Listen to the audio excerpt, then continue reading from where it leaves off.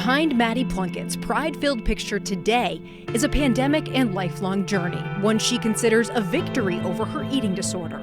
I worked really hard during the pandemic. The Oakwood woman says virtual visits to a Centerville psychologist helped change her life. Before her, I didn't even really believe in therapy. But in part through her sessions with eating disorder specialist Dr. Meredith Glick-Brinegar, Maddie took on a sickness she has had for as long as she can remember. I started having thoughts and stuff as early as kindergarten. My mom remembers picking me up one day crying because of how my legs were fat. In and out of treatment during high school, by her freshman year of college, it got worse. I noticed the physical effects. My teeth looked terrible, my hair was falling out, my skin, I looked gray. The pandemic sent her home nearly a year ago. Finishing the semester online offered her time to heal. And I needed time for the whole world to rest with me almost. During that time, there was a lot of stuff it's okay to be upset right now, we're grieving.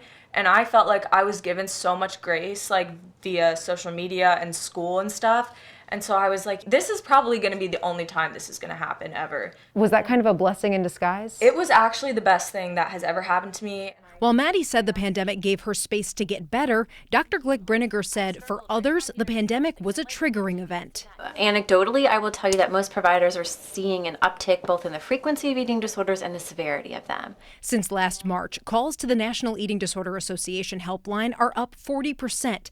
Dr. Glick-Brinegar says some people deal with increased pandemic stress through eating. I think the messaging has ramped up, trying to eat your best and exercise your best. Some people, when you have an eating disorder, it gets taken to an extreme. Right? Making the problem more complicated, loneliness and isolation, and a lack of structure. A study at the height of the pandemic last summer showed 62% of people with anorexia and 30% of people with bulimia reported worse symptoms. And that's where Dr. Glick-Brinegar says there's virtue in going virtual. Geography is no longer a limiting factor for care. Clients who are able to be seen at a treatment center in Cleveland, or because Columbus was full. Yeah, it's shocking.